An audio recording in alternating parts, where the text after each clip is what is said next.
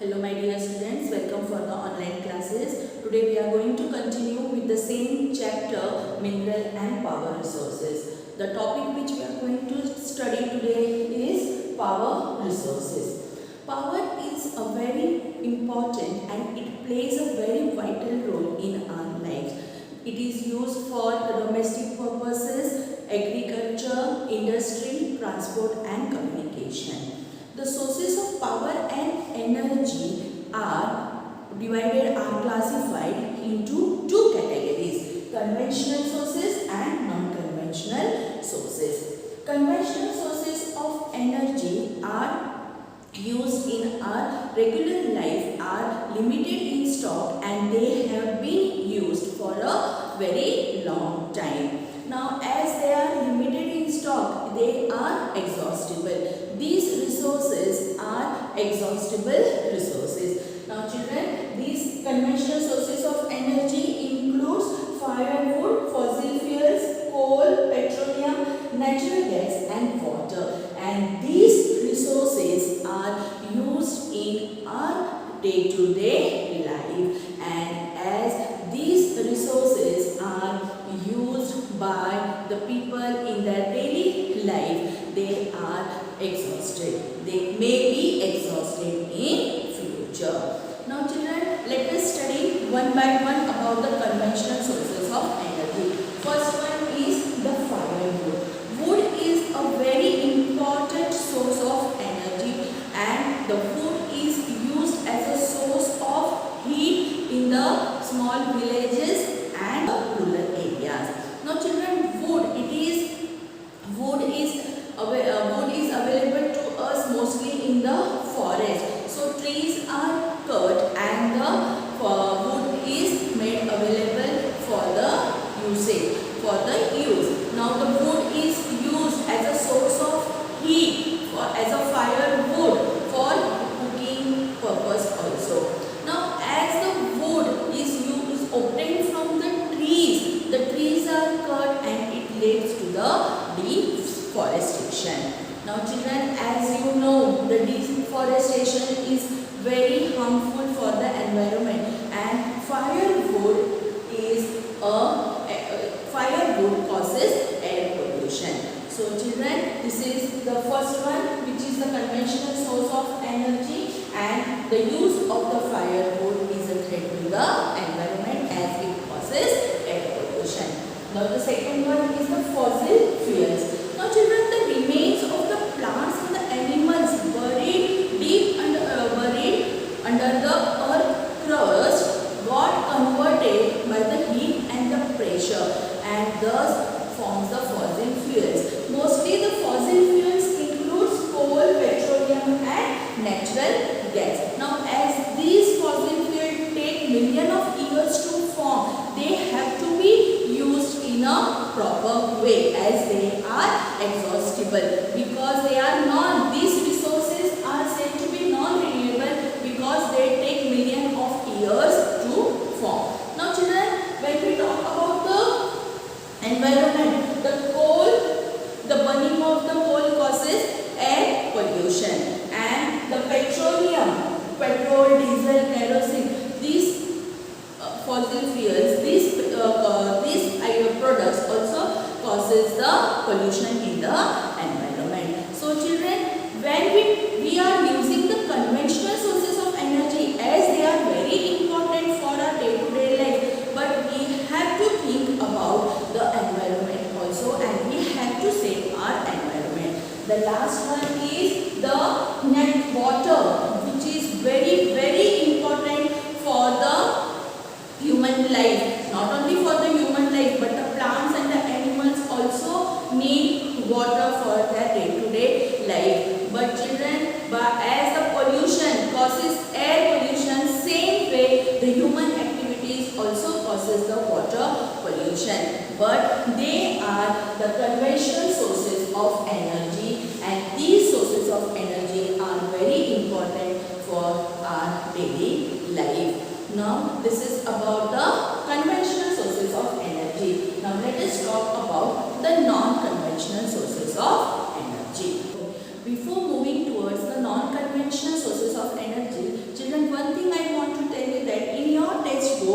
figure 3.8, that is the conventional sources of energy, the table is given in which they have given the advantages and the disadvantages of these conventional sources of energy. Now children, we have talked about the conventional sources of energy. Now they are very important that we use them in our daily life. But these conventional sources of energy also has some advantage and some disadvantages. So go through the table which is given in your textbook thoroughly, and you will come to know that even though these sources of energy are very important, but how they are harmful to the environment. Now children, water, the last one thing I want to tell you, we talk about the water, which is the very important, and these conventional source of energy, this source of energy is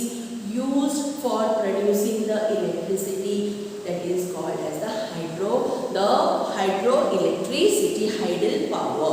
So children, just go through the information which is given in your textbook. Now let us talk about the non-conventional sources of energy. Now as the population is increasing day by day, these conventional sources of energy are getting exhaustible. As they are non-renewable resources, they will get exhaust from the earth one day, and so we have to think of such sources of energy which will be renewed again and again, which are renewable sources of energy and which are less polluting, which will cause the less pollution. So children, when we talk about the non-conventional sources of energy, first one is the solar energy. Now the solar energy is obtained from the sun. The energy, now as the sun is the natural resource, it is the sunlight which we get from the sun. It is a free gift of nature. It is a free natural resource. So we have to obtain the energy from the sun, and the energy which is obtained from the sunlight is called the solar energy. Now the sources of solar energy are solar cookers, then we use the solar panels. We can obtain the electricity by using the solar panels. Now children, in your textbook they have given about the solar energy, and also figure 3.14 explains you about the advantages and the disadvantages of the non-conventional sources of energy. So you have to go through that also. And how the solar energy, now the solar energy is used for heating the water, cooking the food, and also we can obtain the electricity by solar dryers, etc.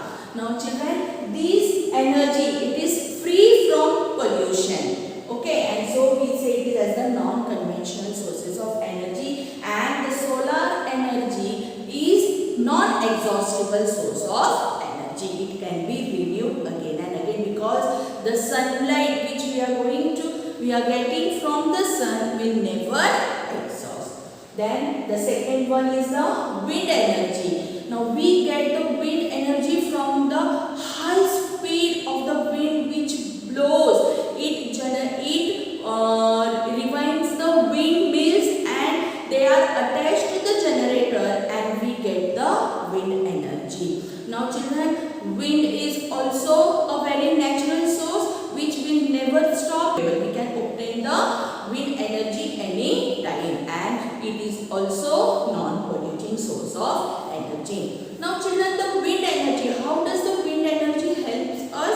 See children, wind energy is the inexhaustible source of energy. The wind farms have the cluster. How this wind energy is used? Wind farms have the clusters such as windmills, which are located in the coastal region and in the mountain passes where the strong and the steady wind blows. Okay, so this is about the wind energy. Then the geothermal energy, the energy which is obtained from the earth crust is called the geothermal energy. The geothermal energy is obtained from the interior of the earth and it is non-polluting energy and it is renewable energy. The temperature in the interior of the earth rises rapidly as we go deeper. You know children, you have studied about the interior of the earth. The heat and the pressure in the interior of the earth is very high, and so the energy which is obtained from the interior of the earth is called the geothermal energy. And children, this heat energy can be used to generate the power, and geothermal energy in the form of hot springs has been used for cooking, heating and bathing for several years. Okay children, so this is about the geothermal energy. Then let us talk about the tidal energy. Energy generated from the tides is called the tidal energy. During the high tide, the energy of the tide is used to turn the turbines installed in the dams to produce the tidal energy, that is the electricity, and the electricity is produced by the high speed of the tides with the help of the turbines. And children, the last one is the biogas. Now, the organic waste such as the dead plants and animal material, animal dung and the kitchen waste can be converted into a gaseous fuel called biogas. Now children, in your book figure 3.21 shows the figure of the biogas, how the biogas is produced. The organic waste is decomposed by the bacteria in the biogas and to digesters to emit the biogas, which is essential a mixture of methane and carbon dioxide.